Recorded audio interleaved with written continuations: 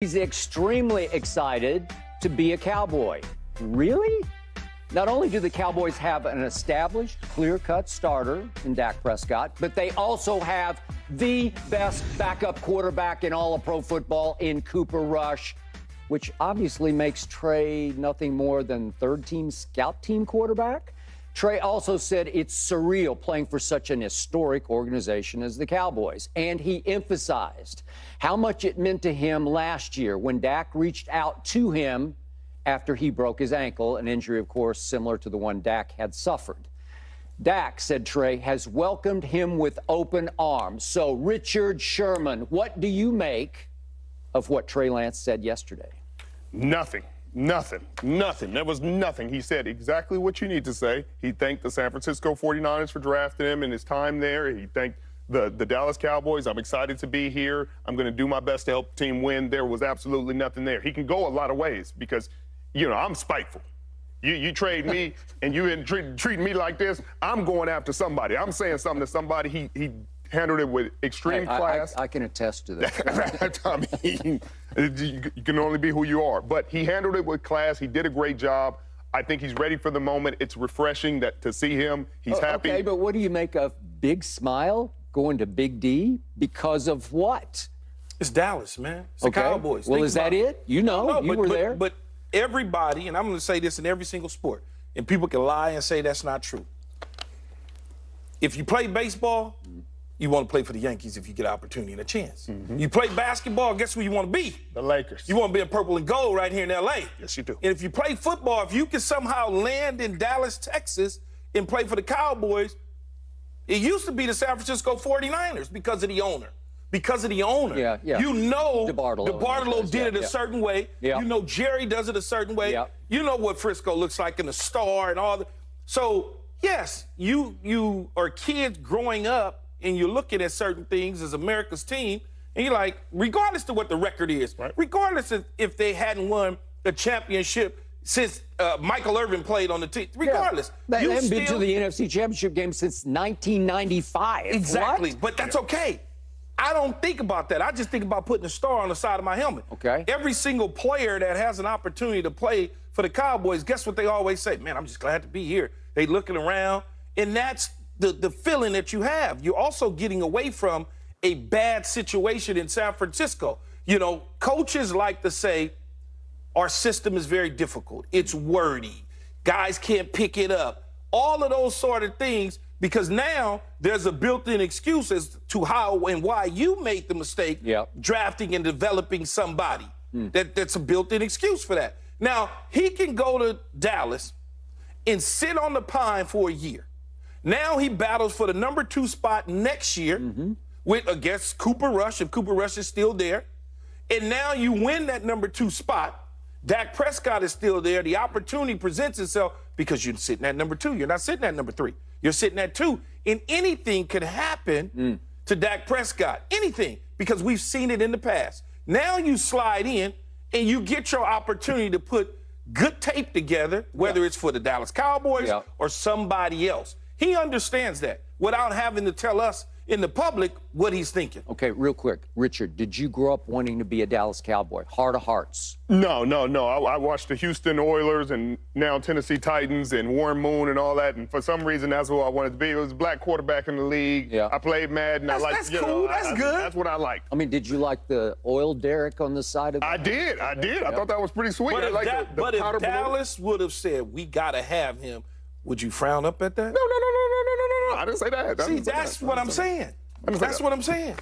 It would have been nice because you get the star power. It's like us talking about the Jets. Absolutely. You get the New York, the market. Dallas gets they're America's team. You're gonna get the attention. We're gonna talk about them every day. You good, bad, or indifferent. You're going to be on TV. You're going to have primetime games all the time. I tell people all the time, Skip, there's 3 things that I've done extremely well in my life: going to USC, playing for the New York Jets in New York, and playing for the Dallas Cowboys, even though I won a Super Bowl in Tampa. Because for whatever reason, it's that magic with those 3 organizations, a university, the city of New York. I'm still eating off New York.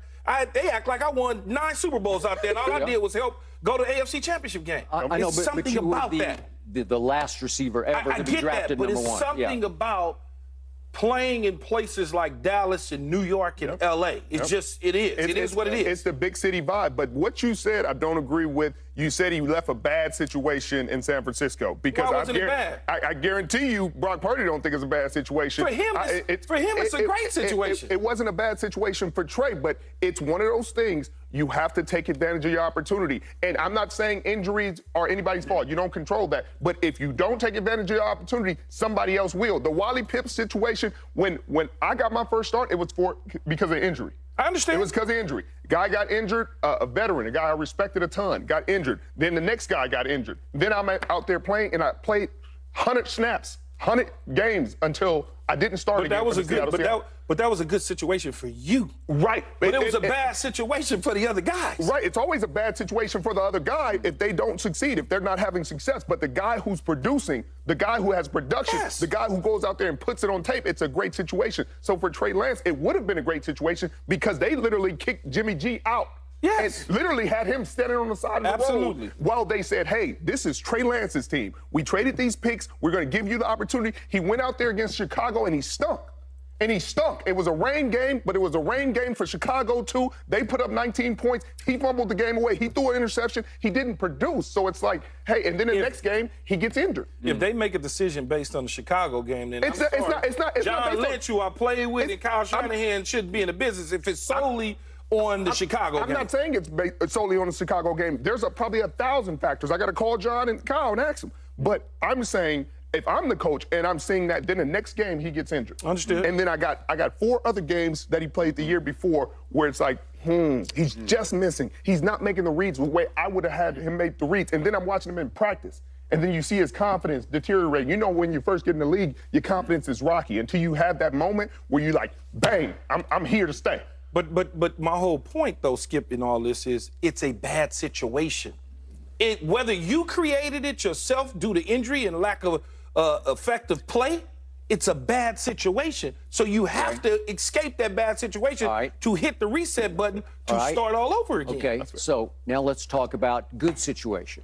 I'm going to cut to the chase here. This is my point of what I just started this topic off with. He says, I got a big smile on my face. And you say, oh, it's because everybody wants to be a Cowboy. He's a smart kid. He's got high football IQ. He's a gym rat. He knows what he knows. He's studied this league. He knows these other quarterbacks.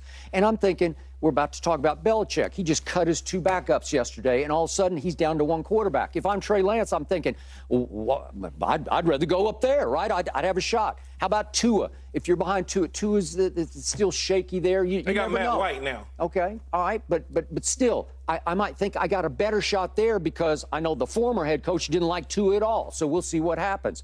But I look at Atlanta. I think Trey Lance in Atlanta, would he not have a shot to win that job like that? Like tomorrow, maybe? Right. I don't know. I can keep Washington, Tampa Bay, Yep. even Seattle with Geno. I don't know. I know he played very well last year, but is he better than Trey Lance? I'm not sure about that. My point to you is that the Dallas situation is so set that Jerry just said last Saturday night, I got no role for him this year because there is no role for him. And so you get a big smile on your face. And this is why, and you can call me crazy, but I think deep down this kid thinks, and he'd never say it publicly because it'd be the very worst thing you could say, he thinks ultimately he will have a shot to show you he's a little better than Dak Prescott. That's what I think in his heart of hearts and there's nothing wrong with you thinking that because you should think that as a player. Because, again, I'll go back to the injury history. Dak Prescott's not coming off the field because bad play. That's not happening. The only way I don't know. There were about 5 times last year. He's not coming off the field. Okay, you mean this year? This year because of bad play. He's not. Well, if it were, then it'd be Cooper Rush. But it's not happening because his bad play isn't so significant that they're going to lose 10 games. Yeah. It's not going to happen. Right. So what Jerry said about him playing next year and not this year and being part of an evaluation period, yes, he doesn't know the offense. He's got to get up to speed. He has no continuity with the receivers. He doesn't even know how to drive to the star. So it's a lot Although he did win a national championship in a stadium that's right near the star. Yeah, but even so, he's got a lot, Skip, that he has to, come to grips with.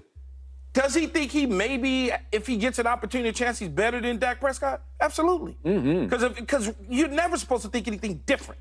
I know, but if he went to Mahomes, I don't think he'd walk in the door thinking, I'm going to beat him out in 2 He years. better. He better. But he's not. Guess I what, mean, though? he's realist. But guess what, though, Skip? Skip Bayless isn't sitting on national television talking about he questions Patrick Mahomes. So you're giving information to Trey Lance as he listens to you, watches you, that there may be an opportunity.